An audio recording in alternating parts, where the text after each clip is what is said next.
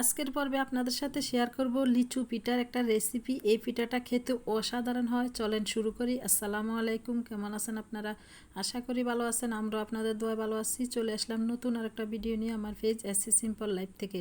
তো পিঠাটা তৈরি করতে একটা নারকেল লাগবে আর চিনি, আর এটা হলো ময়দা। আপনারা চাইলে আটা দিয়ে করতে পারেন, আমি এখানে ময়দা নিয়েছি। ময়দা দিয়ে করলে খেতেও মজা, খুব সুন্দর হয় পিঠাটা। আর একটা লাগবে প্লাস্টিকের জালি আর বাজার জন্য তেল।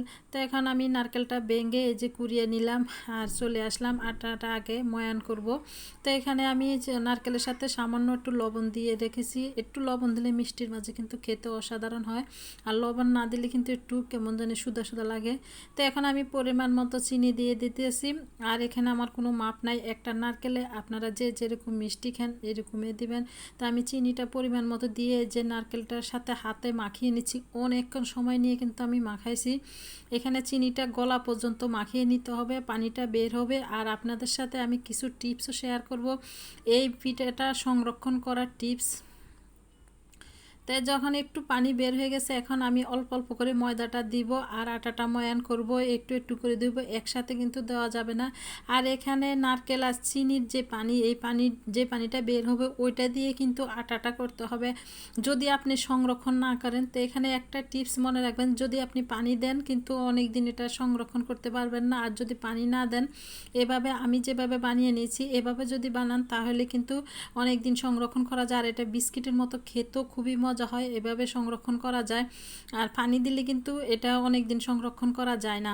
তো আমি আটাটা সুন্দরভাবে করে নিয়ে 10 মিনিটের জন্য রেস্টে রেখে, এখন এই যে দেখেন হাতে কিভাবে আপনারা ভিডিওর মাঝে দেখছেন, এভাবে আমি গোল করে নিয়েছি। আর এই যে প্লাস্টিকের জালিটা দিয়ে এই যে এভাবে বানাবো, তারপরে লিচুর ডিজাইনটা উঠে যাবে। এত সুন্দর আঙ্গুল দিয়ে একটু দিলে কিন্তু সুন্দরভাবে হয়ে যায়।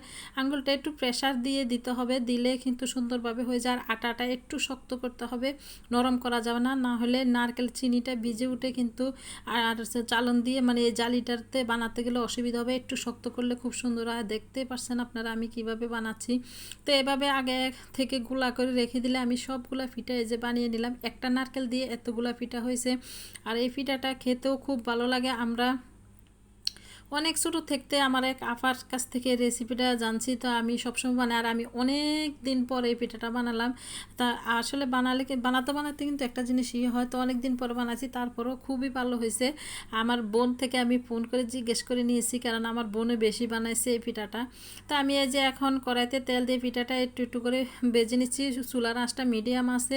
এটা বাদামি হলে, যেহেতু আমার ছেলেরা একটু কড়া ভাজা খায় সব জিনিস, এই জন্য আমি একটু ভালোভাবে বেজে নিচ্ছি। তা আপনারা চাইলে আর একটু কম ভাজলেও হবে। আমি একটু একটু বাদামি থেকে একটু লাল করে নিয়েছি। তো এই তো দেখেন আমার পিঠাটা ভাজা হয়ে গেছে, এখন আমি নামিয়ে নিতেছি। আর দেখেন আমার পিঠাগুলো সব বানানো হয়ে গেছে। তো আজকের ভিডিওটা আমার এই পর্যন্ত। সবাই ভালো থাকবেন, সুস্থ থাকবেন, আমাদের জন্য দোয়া করবেন। ভিডিওটা ভালো লাগলে লাইক শেয়ার ফলো দিয়ে পাশে থাকবেন। পরবর্তী ভিডিও দেখার আমন্ত্রণ রইল। আল্লাহ।